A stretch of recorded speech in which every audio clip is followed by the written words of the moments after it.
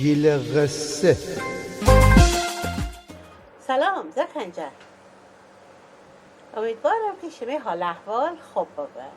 بازم بابام ایتا قصه قشنگ گوره که خیلی شما تعریف بکنم. اسم همین قصه اسم گلبهارخانم.